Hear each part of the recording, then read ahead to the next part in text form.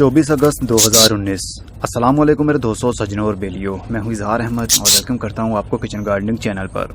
Birds वाली video Friday वाले दिन अपलोड करनी थी, लेकिन कल टाइम नहीं मिल पाया, जिसकी वजह से आज हफ्ते वाले दिन ये अपलोड कर रहा हूं। हफ्ते में 2 दिन ऐसे हुआ करेंगे, एक दिन बर्ड्स की वीडियो आया करेगी और एक दिन फिश एक्वेरियम पर। फिश एक्वेरियम मेरा बन रहा है, मैं वॉल एक्वेरियम बनवा रहा हूँ, मतलब LCD टाइप, वो दीवार के अंदर फिक्स होगा। वो एक्वेरियम बनवा रहा हूँ, 5 फुट लंबा होगा और 6 फुट उसकी विड्थ होगी और 1.5 फुट वो गहरा होगा। जैसे ही कंप्लीट होगा आपके साथ शेयर ज़रूर करूँगा। तो आज फ़िश की वीडियो का टाइम था, लेकिन फ़िश अभी तक मेरे एक्वेरियम रेडी नहीं हो पाया है, इसलिए आज बर्ड के ऊपर मैं वीडियो बना रहा हूँ। इस वीडियो के अंदर हम देखने वाले हैं कि हमारे जो परिंदे हैं उनको लूज़ मोशन लग जाएं तो हमें क्या करना चाहिए, कौन सी मेडिसिन देनी चाहिए उसको।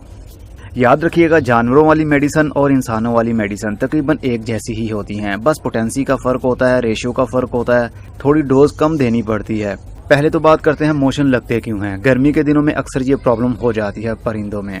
ज़्यादा गर्म सीड्स खिला देने की वजह से, जैसे कि सूरजमुखी के बीज हैं या फिर ऐसे बीज जिनके अंदर ज़्यादा ऑयल पाया जाता है, या मल्टीविटामिन उनको देने की कोशिश की जाए गर्मी के दिनों में ही, जिस तरह मछली का तेल हो, जैसे कि EVON कैप्सूल आता है, उसको देने से, या ज़्यादा ग्रीन फूड देने से, या ज़्यादा गेहूं खिलाने से भी ये प्रॉब्लम हो जाती है।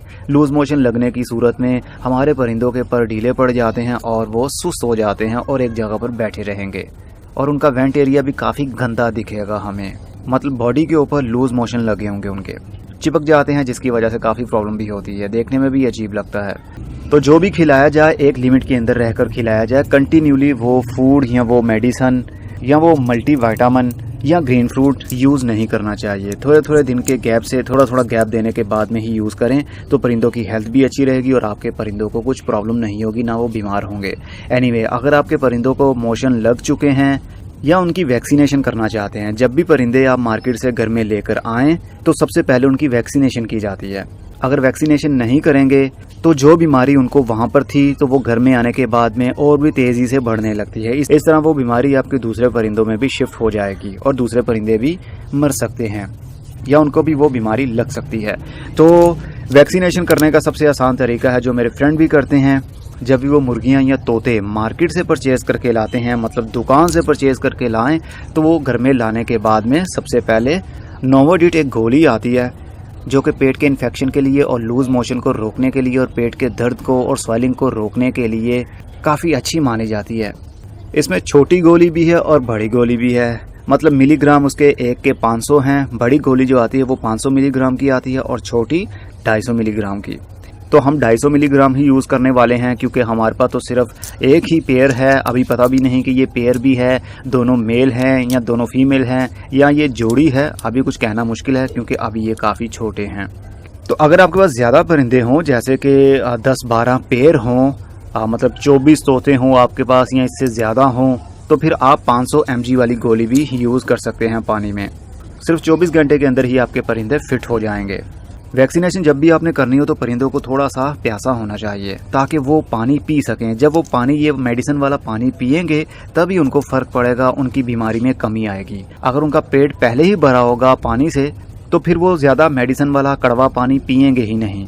इस वजह से परिंदों के ऊपर दवाई का असर ही नहीं होगा और हम समझेंगे शायद दवाई काम नहीं कर रही।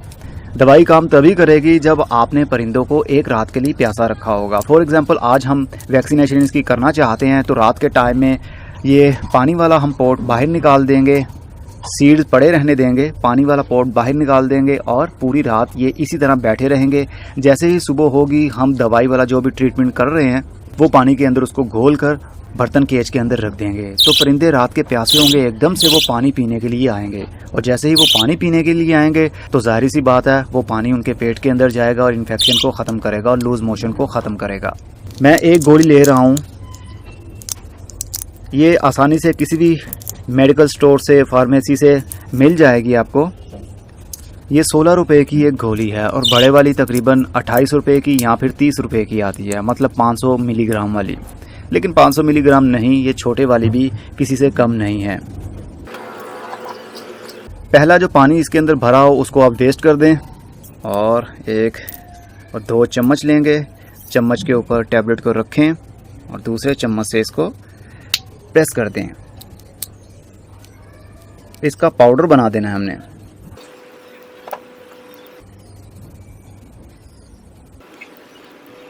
अभी मेरे परिंदों को वैक्सीनेशन की ज़रूरत नहीं है, क्योंकि ये मैंने मार्केट से नहीं लिए हैं बल्कि अपने फ्रेंड के घर से लिए हैं। और घर के पले हुए तोते, उनके अंदर बीमारी बहुत ही कम पाई जाती है।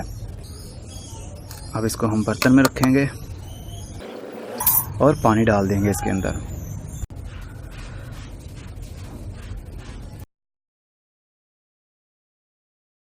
अभी ये सही तरीके से पाउडर नहीं बना पाया हूँ मैं।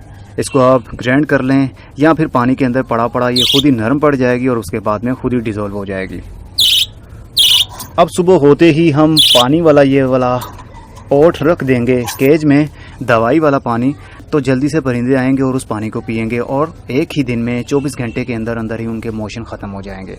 अगर लूज़ मोशन बहुत ज़्यादा हो, इन्फेक्शन ज़्यादा हो, वेंट एरिया उसका फूला हो, तो आप 3 दिन का कोर्स करवा सकते हैं। और ये पेन किलर का काम भी करती है। पेट के अंदर इन्फेक्शन की वजह से अगर दर्द होगा तो वो भी इस गोली से ख़त्म हो जाएगा। समझ लीजिए कंप्लीट वैक्सीनेशन ये परिंदों की आप कर सकते हैं सिर्फ एक गोली से। एक गोली लीजिए, अपने परिंदों की हेल्थ को अच्छा बनाइए।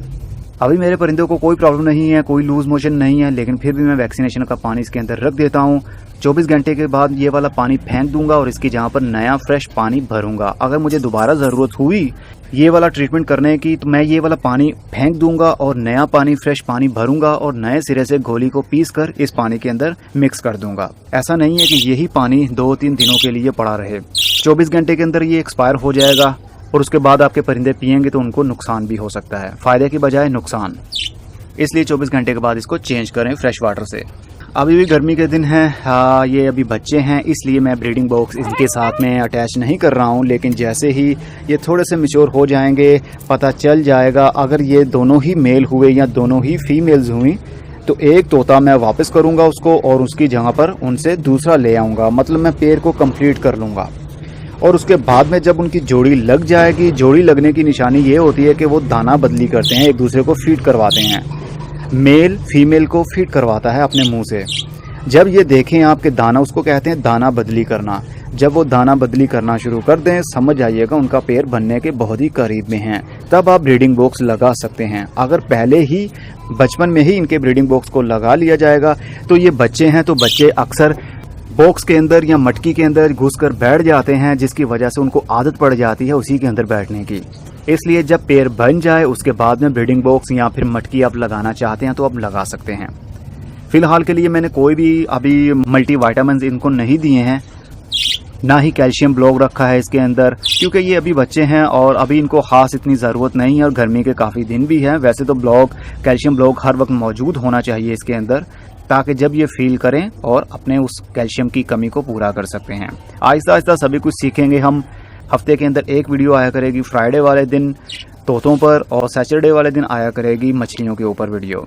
उम्मीद है अब आपके तोते की हेल्थ अच्छी हो जाएगी। अगर उसको मोशन लगे हुए हैं या वो ढीला हुआ है या उसको बुखार है या उसके पेट में दर्द हो या उसका पेट फूला फूला सा हो या उसका वेंट एरिया फूला सा हो या उसके पर ढीले पड़ गए हों, तो नोवाडिट गोली आप दीजिए और अपने परिंदों की हेल्थ को अच्छा कीजिए। अब मैं चलता हूँ। खुदा हाफिज़, good bye, see you and tata, और अपना बहुत सा ख्याल रखिएगा।